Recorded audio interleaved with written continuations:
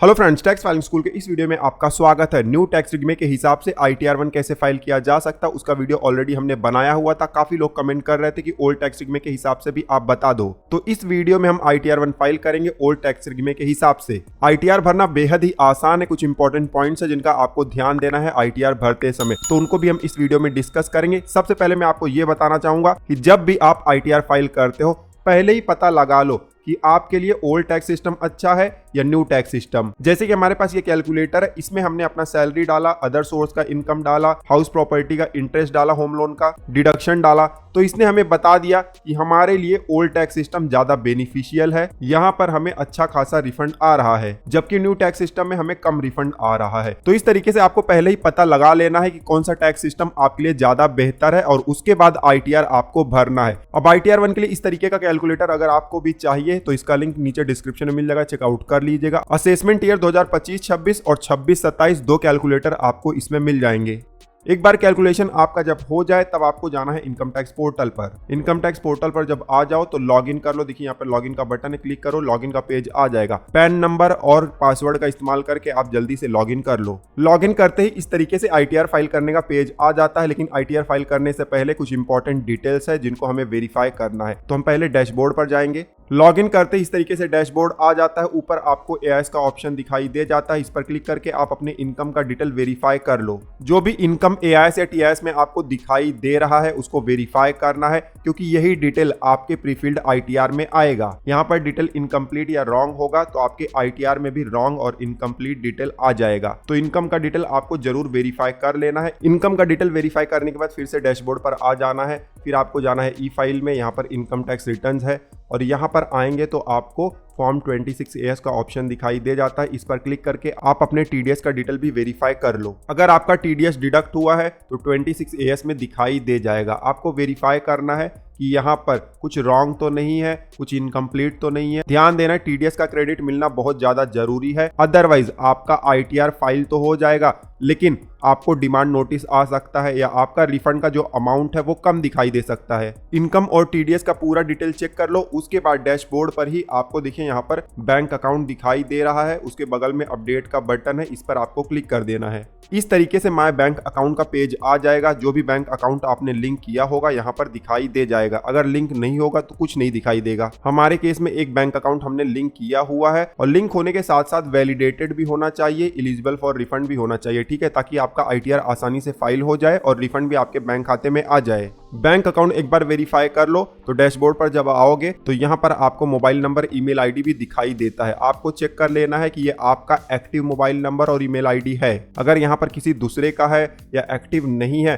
तो इसको आप अपडेट भी कर सकते हो, बहुत ही ज्यादा इंपॉर्टेंट है। यहाँ पर देखिए कॉन्टेक्ट डिटेल है और अपडेट का बटन है, अपडेट पर क्लिक करके उसको आप चेंज कर सकते हो। अब जो भी इंपॉर्टेंट स्टेप्स थे सब हमने ले लिए, सब कुछ हमारा अप टू डेट है, ऐसा हम मान के चल रहे हैं। सब कुछ अप टू डेट होगा तो अब हमें ITR फाइल करना है। ITR फाइल करने के लिए देखिए यहाँ पर फाइल नाउ का बटन है, इस पर हमें क्लिक कर देना है। असेसमेंट ईयर सेलेक्ट करने का पेज आ गया है। करंट असेसमेंट ईयर सेलेक्ट कर लेंगे। नीचे मोड ऑफ फाइलिंग में ऑनलाइन हम सेलेक्ट करेंगे, फिर नीचे कंटिन्यू का बटन है, क्लिक कर देंगे। नया पेज आएगा, यहाँ पर स्टार्ट न्यू फाइलिंग का बटन दिखाई देगा, इस पर क्लिक कर देना है।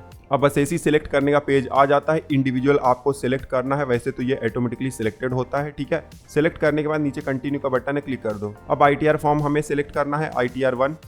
नीचे प्रोसीड विथ ITR 1 का बटन है, क्लिक कर दो। इस तरीके से पॉपअप आ जाता है। ओल्ड टैक्स सिस्टम अगर आप भर रहे हो तो ये वाला पॉपअप आपके लिए इंपॉर्टेंट है, क्योंकि यहाँ पर लिखा गया है कि ITR में by default new tax regime आता है। और यहाँ पर ये भी बोला जा रहा है कि न्यू और ओल्ड को आप कंपेयर कर लो, जो बेनिफिशियल होगा वही आपको यूज करना। ये तो ऑलरेडी मैंने आपको बता दिया हुआ है, ठीक है, क्योंकि न्यू टैक्स सिस्टम में बहुत सारे बेनिफिट आपको नहीं मिलते हैं। फिलहाल ओके पर क्लिक करेंगे। अब नीचे लेट्स गेट स्टार्टेड पर क्लिक करेंगे।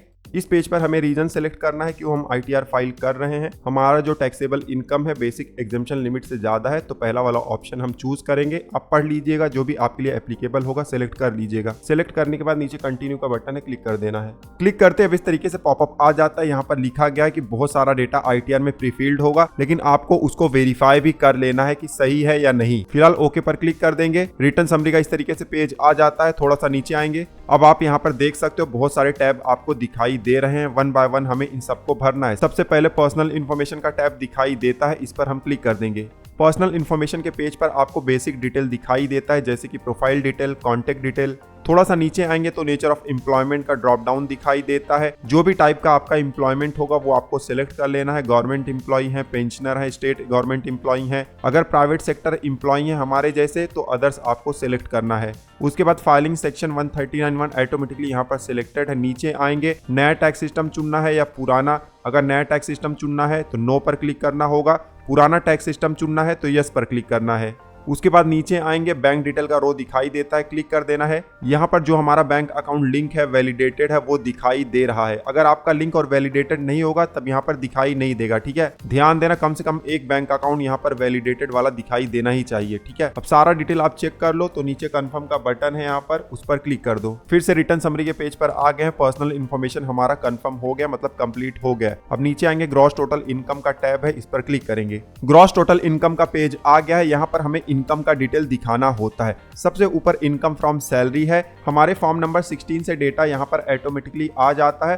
आप इस डेटा को वेरीफाई कर लीजिएगा, कुछ भी रॉन्ग होगा तो ऊपर एडिट का बटन है, क्लिक कर देना है। मान लो यहाँ पर डेटा नहीं आया है तो आप मैनुअल भी ऐड कर सकते हो। यहाँ पर ऐड या एडिट का बटन दिखाई दे जाएगा, उस पर क्लिक कर देना है। एडिट पर क्लिक कर देता हूं ताकि आपको पता चले कि सैलरी वाला पेज कैसे होता है। जैसे एडिट या ऐड पर क्लिक करोगे इस तरीके से सैलरी का पेज आ जाता है। ऊपर आपको 17(1) का बॉक्स है, 17(2) का बॉक्स है, 17(3) का बॉक्स है। फॉर्म नंबर 16 के हिसाब से इसको मैच कर लेना है। नीचे आओगे, यहाँ पर एग्जेम्प्ट अलावेंस आप दिखा सकते हो। हमारे केस में हाउस रेंट अलावेंस है, देखिए हमने यहाँ कैलकुलेटर में भी मेंशन किया हुआ था 58,900 का एग्जेम्प्ट अलावेंस है, ITR में आ गया है। ध्यान देना, हाउस रेंट अलावेंस का एग्जेम्पशन अगर आपको क्लेम करना है तो डिटेल ऑटोमेटिकली आ जाएगा, बट इसमें कुछ रॉन्ग होगा या अगर डिटेल यहाँ पर नहीं आया, आपको मैनुअल इंटर करना है तो नीचे देखिए यहाँ पर एक रो दिखाई देता है, हाउस रेंट अलावेंस का रो, इस पर क्लिक करना है। अब आपको यहाँ पर ये सारा डिटेल भरना पड़ेगा और एडिट करना है तो एडिट भी कर सकते हो।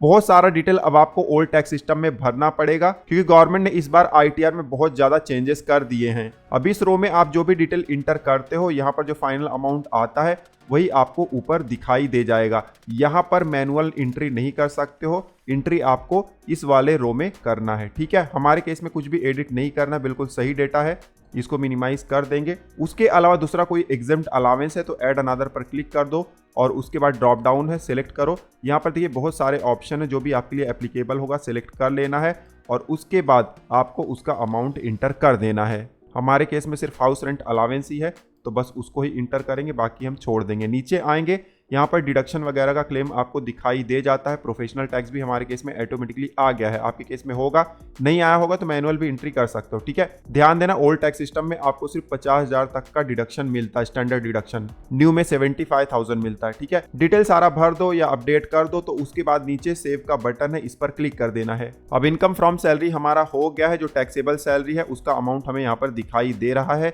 और यही सेम अमाउंट हमारे कैलकुलेटर में भी दिखाई दे रहा है। अब सैलरी का डिटेल भरने के बाद नीचे आएंगे, इनकम फ्रॉम हाउस प्रॉपर्टी का यहाँ पर आपको ऑप्शन दिखाई दे जाता है। हमारे केस में हाउस प्रॉपर्टी है जिसमें हम खुद रहते हैं और उस पर होम लोन है तो उसका इंटरेस्ट हमें क्लेम करना है। तो ये सारे डिटेल इंटर करने के लिए ऊपर एडिट का बटन है, क्लिक कर देंगे। क्लिक करते इस तरीके से पेज आ जाएगा। सबसे पहले टाइप ऑफ हाउस प्रॉपर्टी आपको सिलेक्ट करना है। हमारे केस में सेल्फ ऑक्यूपाइड है तो सिलेक्ट कर लेंगे। उसके बाद अब देखिए यहाँ पर जो होम लोन का इंटरेस्ट का अमाउंट हम इंटर करते थे उसको इंटर नहीं कर सकते हैं। क्यों? क्योंकि इसके लिए एक अलग से ऑप्शन दे दिया गया है और वहां पर बहुत ज्यादा डिटेल आपको इंटर करना पड़ जाएगा और ये इस साल से हो रहा है। फिलहाल नीचे यहाँ पर सेव का बटन है, इस पर क्लिक कर देंगे। सेव करने पर टोटल इनकम के पेज पर आ गए हैं। नीचे आएंगे, इनकम फ्रॉम हाउस प्रॉपर्टी के नीचे आएंगे तो यहाँ पर सेक्शन 24B है, इंटरेस्ट ऑन बोरोड कैपिटल लिखा गया है, इस रो पर क्लिक करेंगे और यहाँ पर ऐड अनदर का बटन है, क्लिक करेंगे। अब यहाँ पर डिटेल हमें देना पड़ेगा। सबसे पहले बैंक का डिटेल देना है और उसके बाद लोन का डिटेल भी हमें यहाँ पर देना है।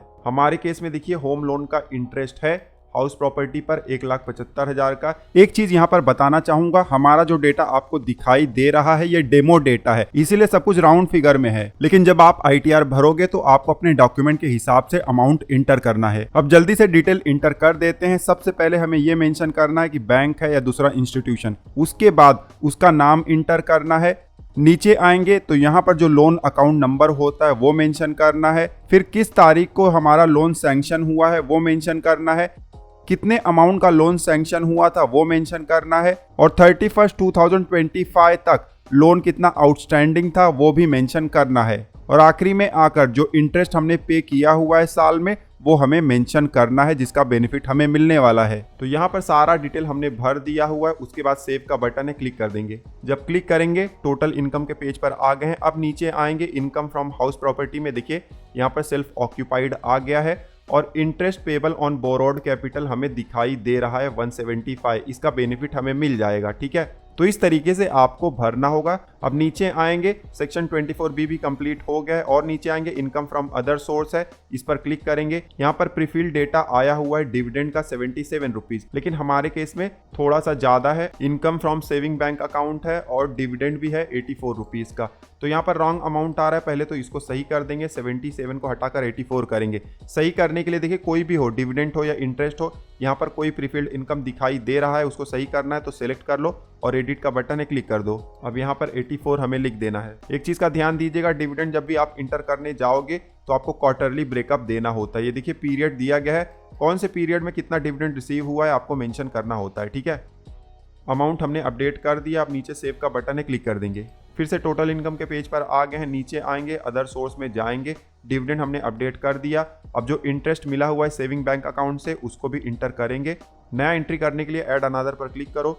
यहाँ पर ड्रॉप डाउन आ जाता है, नेचर ऑफ इनकम का सिलेक्ट करो और यहाँ पर जो भी ऑप्शन आपके लिए एप्लीकेबल है उसको सिलेक्ट कर लो और फिर अमाउंट इंटर कर दो। डिटेल इंटर करने के बाद सेव का बटन है, क्लिक कर दो। फिर से टोटल इनकम के पेज पर आ गए हैं। अब हमारा जो अदर सोर्स का इनकम है वो भी कंप्लीट हो गया है और नीचे आएंगे एग्जेम्प्ट इनकम अगर आपको है जिसके ऊपर टैक्स नहीं लगना है तो उसको इस रो में आप दिखा सकते हो। ऐड अनदर पर क्लिक करो, यहाँ पर ड्रॉप डाउन सेलेक्ट कर लेना है नेचर ऑफ इनकम में और जो भी एप्लीकेबल होगा उसको आप सेलेक्ट करके उसका अमाउंट आप इंटर कर दो, ठीक है। हमारे केस में कुछ भी नहीं है तो इसको हम छोड़ देंगे, लेकिन आपके केस में होगा तो इंटर जरूर करना है। कुछ लोग क्या करते हैं, सोचते हैं एग्जेम्प्ट इनकम है टैक्स नहीं लगेगा, नहीं दिखाते हैं। ऐसा बिल्कुल नहीं करना है, दिखा देना है, इनकम टैक्स डिपार्टमेंट को पता चल जाता है, ठीक है। हमारे केस में नहीं, इसको छोड़ देंगे और नीचे आएंगे। अब यहाँ पर देखिए एक नया फीचर ऐड हुआ है, लॉन्ग टर्म कैपिटल गेन अगर एग्जेम्प्ट है सेक्शन 112A के तहत तो उसको ITR 1 में आप दिखा सकते हो। पहले ITR 2 ITR 3 में दिखाना होता था, लेकिन अब ITR 1 में भी ये फैसिलिटी मिल गया है। इस रो पर क्लिक करेंगे। अगर ध्यान देना, लॉन्ग टर्म कैपिटल गेन 1,25,000 से कम है तभी आप यहाँ पर दिखा सकते हो। 1,25,000 से ज्यादा है तब नहीं दिखा सकते,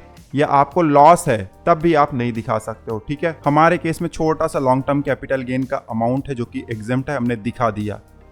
अब सारा डिटेल इनकम का जब आप भर दो तो नीचे कंफर्म का बटन है, क्लिक कर दो। फिर से रिटर्न समरी के पेज पर आ जाते हो। ग्रॉस टोटल इनकम भी आपका कंप्लीट हो गया है। नीचे आओ, टोटल डिडक्शन का पेज है, इस पर क्लिक कर दो। टोटल डिडक्शन के पेज पर अब आप देख सकते हो बहुत सारे ऑप्शन आपको मिल जाते हैं। जैसे कि मैं बार बार बोल रहा हूँ कि अब डिडक्शन लेना उतना आसान नहीं है। डिडक्शन क्लेम करने जाओगे तो बहुत सारे डिटेल आपको अब देने पड़ते हैं। हमारे केस में देखिए कौन कौन से डिडक्शन अवेलेबल है। हमारे केस में ATC अवेलेबल है, उसके अलावा ATCCD 1B है, CCD 2 है और ATDB है, ठीक है, और ATTTA है। तो ये सारा डिडक्शन हम यहाँ ITR में भरने वाले हैं। सबसे पहले LIC प्रीमियम का अमाउंट इंटर करेंगे। उसके लिए देखिए ATC हमें यहाँ पर दिखाई दे रहा है, एडिट पर क्लिक करेंगे। क्लिक करते इस तरीके से पेज आ जाता है। अब इस पेज पर भी आप अमाउंट इंटर नहीं कर सकते हो। कोई भी अमाउंट इंटर करने के लिए नीचे देखिए ऐड अनदर का बटन है, इस पर क्लिक करना है और यहाँ पर अमाउंट हमें इंटर करना है। हमारे केस में कितना अमाउंट है, 125। तो अमाउंट हमने इंटर कर दिया। अब यहाँ पर एक एडिशनल फीचर आ गया है, जो भी अमाउंट हमने LIC से रिलेटेड इंटर किया हुआ है उसका पॉलिसी नंबर हमें यहाँ पर देना पड़ेगा। मान लो आपने LIC का नहीं, कोई FD वगैरह का अमाउंट इंटर किया हुआ है या PF का जो आपका डिडक्शन होता है उसका अमाउंट इंटर किया हुआ है तो आइडेंटिफिकेशन नंबर आपको यहाँ पर देना होगा। अब पॉलिसी नंबर हम जल्दी से इंटर कर देते हैं। ऐसे कुछ हमने डेमो के लिए डाल दिया हुआ है। उसके बाद सेव पर क्लिक कर देंगे। LIC का डिटेल यहाँ पर सेव हो गया है। अब मान लो ATC का दूसरा भी कोई डिडक्शन है तो नीचे ऐड अनदर का बटन है, क्लिक कर दो और उसका डिटेल आप मेंशन कर सकते हो, ठीक है। हमारे केस में सिर्फ LIC है तो हमने इंटर कर दिया हुआ है। नीचे सेव का बटन है, क्लिक कर देंगे। अब आप देख सकते हो ATC यहाँ पर आ गया है। नीचे आएंगे ATCCC है, ATCCD 1 है, ATCCD 1B है, ये भी हमारे केस में एप्लीकेबल है। तो एडिट पर क्लिक कर देंगे। यहाँ पर अमाउंट हम इंटर कर देंगे। अमाउंट इंटर करने के बाद यहाँ पर एक बॉक्स इनेबल हो जाता है। यहाँ पर आपको रिटायरमेंट अकाउंट नंबर इंटर करना है। हमने यहाँ पर डेमो के लिए कुछ भी इंटर कर दिया हुआ है, लेकिन आपको बिल्कुल सही अकाउंट नंबर इंटर करना है। ठीक है, डिटेल इंटर कर दो, सेव का बटन है, क्लिक कर दो। फिर से डिडक्शन वाले पेज पर आ गए। यहाँ पर जो भी आपके लिए एप्लीकेबल होगा एडिट पर क्लिक करके सब कुछ डिटेल आप भर दो। ठीक है, अब नीचे आएंगे CCD2 है, ये भी हमारे लिए एप्लीकेबल है। एडिट पर क्लिक करेंगे, अमाउंट इंटर करेंगे। यहाँ पर एडिशनल कुछ डिटेल इंटर नहीं करना है, सेव पर क्लिक कर देंगे। उसके बाद और नीचे जाएंगे, यहाँ पर 80D भी है, एडिट पर क्लिक करेंगे। इस तरीके से 80D का पेज आ जाएगा। यहाँ पर सबसे पहले पूछा जा रहा है कि क्या आप या आपकी फैमिली मेंबर में कोई सीनियर सिटीजन है, तो यहाँ पर देखिए बहुत सारे ऑप्शन दिए गए होते हैं। अगर आप 80D का डिडक्शन क्लेम करना चाहते हो तब आपको जवाब देना है कि सीनियर सिटीजन है या नहीं है। अगर है तो यस करना है, नहीं है तो नो करना है। अगर आप क्लेम ही नहीं करना चाहते हो तो not claiming for self family आपको सेलेक्ट कर लेना है। ठीक है, हमारे केस में हम क्लेम करना चाहते हैं और हम सीनियर सिटीजन नहीं है तो नो पर क्लिक करेंगे। जब नो पर क्लिक करेंगे तो देखिए पिछले सालों में क्या होता था, यहाँ पर अमाउंट इंटर करने का ऑप्शन आ जाता था, लेकिन इस बार नहीं आया क्योंकि इस बार और एक्स्ट्रा डिटेल हमें फीड करना होगा। और वो डिटेल फीड करने के लिए यहाँ नीचे देखिए ऐड अनदर का बटन है, इस पर क्लिक करना है। क्लिक करते इस तरीके से आपको ऑप्शन दिखाई दे जाता है। यहाँ पर आपको इंश्योरेंस कंपनी का नाम इंटर करना है, फिर पॉलिसी नंबर और फिर अमाउंट इंटर करना है। और सारा डिटेल इंटर करने के बाद आपको सेव के बटन पर क्लिक कर देना है। सेव पर क्लिक करते फिर से 80D का पेज आ जाता है और आप देख सकते हो जो भी डिटेल आपने भरा हुआ था रो ऐड हो गया है। यहाँ पर प्रिवेंटिव हेल्थ चेकअप का भी ऑप्शन आपको मिल जाता है। 5000 तक का आप लिमिट यहाँ पर यूज कर सकते हो।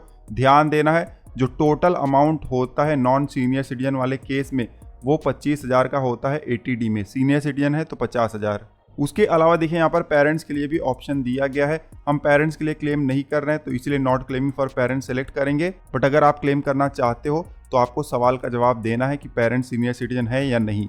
अगर हैं तो यस, नहीं है तो नो। और उसके बाद आपको डिटेल भर देना है। अगर सीनियर सिटीजन होते हैं तो देखिए मेडिकल एक्सपेंडिचर का भी ऑप्शन यहाँ पर आपको मिल जाता है। हमारे केस में नहीं है तो not claiming for parents select कर लेंगे। सारा डिटेल जब आप भर दो तो नीचे सेव का बटन है, क्लिक कर दो। फिर से टोटल डिडक्शन के पेज पर आ गए हैं। नीचे आएंगे 80D भी हमारा कंप्लीट हो गया है और नीचे आएंगे यहाँ पर सेक्शन 80 TTA है। जो अभी इंटरेस्ट हमने सेविंग बैंक का दिखाया हुआ था उसका बेनिफिट भी हमें मिल जाएगा इस सेक्शन के तहत। यहाँ पर अमाउंट हम मेंशन कर देंगे, जितना अदर सोर्स में हमने दिखाया हुआ था उतना यहाँ पर मेंशन कर देंगे। अमाउंट मेंशन करने के बाद सेव के बटन पर क्लिक कर दो। अब हमने डिडक्शन का सारा डिटेल इंटर कर दिया जो भी हमारे लिए एप्लीकेबल था। आप भी चेकआउट कर लीजिएगा, जो जो आपके लिए एप्लीकेबल होगा उसको आप इंटर कर दीजिएगा। ठीक है, बहुत सारे डिडक्शन यहाँ पर मिल जाते हैं ओल्ड टैक्स सिस्टम में, लेकिन दिक्कत यही है कि अब आपको बहुत सारे डिटेल इंटर करने होंगे। ध्यान दीजिएगा, गलत इन्फॉर्मेशन आपको गलती से भी नहीं इंटर करना है, अदरवाइज आपका ITR फंस जाएगा। ऑलरेडी ओल्ड टैक्स सिस्टम आप चुनोगे तो आपका ITR प्रोसेस स्लो होगा और ऊपर से अगर कुछ मिसमैच या इनकम्प्लीट इन्फॉर्मेशन आप डाल देते हो तब तो और स्लो हो जाएगा या रिजेक्ट भी हो सकता है। ठीक है, तो यहाँ पर सही डिटेल आपको इंटर करना है। सब कुछ इंटर कर दो तो नीचे कंफर्म का बटन है, इस पर क्लिक करना है। फिर से रिटर्न समरी के पेज पर आ गए हैं। अब देखिए टोटल डिडक्शन भी हमारा कंप्लीट हो गया है। नीचे आएंगे टैक्स पेड का, यहाँ पर आपको रो दिखाई देता है, इस पर क्लिक कर दो। टैक्स पेड का पेज आ गया है। मान लो सैलरी पर TDS डिडक्ट हुआ है तो पहले रो में आपको दिखाई दे जाएगा, क्लिक करो। इस तरीके से रो ऑटोमेटिकली ऐड हो जाता है। यहाँ पर आपको देख लेना है कि TDS का क्रेडिट सही तरीके से दिखाई दे रहा है और 26AS से इसको वेरीफाई भी कर लेना है। ठीक है, अगर कुछ रॉन्ग होगा तो यहाँ पर आप बॉक्स को सिलेक्ट कर लो और एडिट पर क्लिक करके उसको सही कर सकते हो। ठीक है, हमारे केस में बिल्कुल सही तरीके से आ गया है। सैलरी के अलावा दूसरा कोई इनकम पर TDS डिडक्ट हुआ है जैसे कि इंटरेस्ट पर, डिविडेंड पे, तो सेकंड वाले रो में आपको दिखाई दे जाएगा। उसके अलावा कोई सेल्फ असेसमेंट टैक्स आपने पे किया हुआ है, एडवांस टैक्स पे किया हुआ है तो इस रो में आपको दिखाई दे जाएगा। मैनुअल भी आप ऐड कर सकते हो, चालान का डिटेल आपके पास होगा तो वो सिर्फ आपको यहाँ पर भरना है। ठीक है, इनकम टैक्स पेमेंट हो या TDS हो, सब कुछ जोड़ने के बाद आपने टोटल टैक्स कितना पे किया हुआ है उसका अमाउंट यहाँ पर दिखाई दे जाता है। अब नीचे कंफर्म का बटन है, क्लिक कर दो। फिर से रिटर्न समरी का पेज आ गया है। टैक्स पेड वाला रो भी हमारा कंप्लीट हो गया है। नीचे आएंगे वेरीफाई और टैक्स लायबिलिटी का रो है, इस पर क्लिक कर देंगे। इस पेज पर हमें कुछ नहीं करना है, ऑटोमेटिकली इनकम का कंप्यूटेशन हो जाता है। उसके अलावा इनकम टैक्स का कंप्यूटेशन हो जाता है। आप देख सकते हो सारा कंप्यूटेशन यहाँ पर हमें दिखाई दे रहा है। नीचे आएंगे, यहाँ पर हमारा टैक्स लायबिलिटी हमें दिख जाता है। ठीक है, अब नीचे कंफर्म का बटन है, क्लिक कर दो। फिर से रिटर्न समरी के पेज पर आ जाते हैं। अब आप देख सकते हो कि सारा हमारा टैब कंप्लीट हो गया है। अब नीचे प्रोसीड टू वेरिफिकेशन का बटन है, इस पर हमें क्लिक करना है। क्लिक करते इस तरीके से पेज आ जाता है। यहाँ पर बताया जा रहा है कि हम इतने रिफंड के लिए एलिजिबल हैं। और यही रिफंड हमारे कैलकुलेटर में भी दिखाई दे रहा था। यहाँ पर राउंड ऑफ नहीं हुआ है इसलिए, अदरवाइज 2340 यहाँ पर भी आ जाएगा। ठीक है, सेम अमाउंट है। इस पेज पर भी आपको सिर्फ कैलकुलेशन दिखाई दे जाता है, एक बार आप जरूर चेक कर लीजिएगा। ठीक है, नीचे आएंगे तो यहाँ पर कंप्यूटेशन आपको दिखाई दे जाता है और फाइनल देखिए टैक्स लायबिलिटी, कितना आपने टैक्स पे किया हुआ है और कितना रिफंड या अमाउंट पेबल है हमें दिखाई दे जाता है। अब नीचे preview and submit your return का बटन है, क्लिक कर दो। इस तरीके से पेज आ जाता है। चेकबॉक्स पर क्लिक करो और यहाँ पर प्लेस इंटर कर दो। फिर नीचे जाना है, प्रोसीड टू वैलिडेशन का बटन है, क्लिक कर दो। वैलिडेशन देखिए आपका सक्सेसफुल हो गया है। 2 वैलिडेशन होता है, इंटरनल वैलिडेशन होता है और आगे एक और होगा। यहाँ देखिए प्रीव्यू का बटन है, क्लिक कर दो। अब इस तरीके से प्रीव्यू का पेज आ जाता है। जो भी इंफॉर्मेशन अभी आपने ITR में भरा हुआ था एक बार आप यहाँ पर क्रॉस वेरीफाई कर लीजिएगा। लेफ्ट साइड में देखिए बहुत सारे ऑप्शन दिए गए हैं, जो भी आपके लिए एलिजिबल होगा सब पर क्लिक करिए और वेरीफाई कर लीजिए, बहुत ही ज़्यादा इंपॉर्टेंट है। जब सब कुछ सही होगा तब आपको नीचे आना है, प्रोसीड टू वैलिडेशन का बटन है, क्लिक करना है। अब अपलोड लेवल वैलिडेशन भी यहाँ पर कंप्लीट हो गया है। इसके पहले इंटरनल वैलिडेशन हुआ था और ये सेकंड वैलिडेशन भी हमारा कंप्लीट हो गया। अब नीचे देखिए यहाँ पर प्रोसीड टू वेरिफिकेशन का बटन है, क्लिक कर दो। ITR वेरीफाई करने के 3 ऑप्शन आ गए हैं। जो रिकमेंडेड है वो सही है, ई वेरीफाई नाउ पर क्लिक करो और कंटिन्यू का बटन है इस पर क्लिक कर दो। इस तरीके से पेज आ जाता है। थोड़ा सा नीचे आएंगे, बहुत सारे ऑप्शन यहाँ पर आपको दिखाई दे जाते हैं। जो भी आपके लिए सूटेबल होगा वो सिलेक्ट करिए। सबसे ईजी है आधार OTP वाला, सिलेक्ट करिए और नीचे कंटिन्यू का बटन है, क्लिक कर दो। अब इस तरीके से आपको पॉपअप आ जाता है। आधार OTP सेंड करने के लिए आपको यहाँ पर आई एग्री के चेकबॉक्स पर क्लिक करना है और फिर जनरेट आधार OTP पर क्लिक करना है। क्लिक करते ही इस तरीके से OTP इंटर करने का बॉक्स आ जाता है। हमारे आधार रजिस्टर्ड मोबाइल नंबर पर OTP आया होगा, उसको हम यहाँ पर इंटर कर देंगे। इंटर करने के बाद नीचे वैलिडेट का बटन है, क्लिक कर देंगे। अब इस तरीके से कंफर्मेशन का पॉपअप आ जाता है। यहाँ सबमिट का बटन है, इस पर क्लिक कर देंगे। क्लिक करते ही आप देख सकते हो ITR हमारा फाइल हो गया है। अब यहाँ नीचे डाउनलोड रिसिप्ट का बटन है, इस पर क्लिक करके आप अपने एक्नॉलेजमेंट को डाउनलोड कर सकते हो। तो इस तरीके से हम ITR1 फाइल कर सकते हैं ओल्ड टैक्स सिस्टम में। आई होप कि ये वीडियो आपके लिए यूजफुल रहा होगा। इस वीडियो से रिलेटेड कोई क्वेरी है तो आप नीचे कमेंट कर सकते हो। दूसरे ITR को कैसे फाइल करना है या ITR से रिलेटेड कोई इशू है तो उसका वीडियो देखने के लिए स्क्रीन पर जो प्लेलिस्ट दिखाई दे रहा है उस पर क्लिक कर लीजिए। फिलहाल इस वीडियो में बस इतना ही, मिलते हैं आपसे अगले वीडियो में। तब तक आप हंसते रहो, मुस्कुराते रहो। धन्यवाद।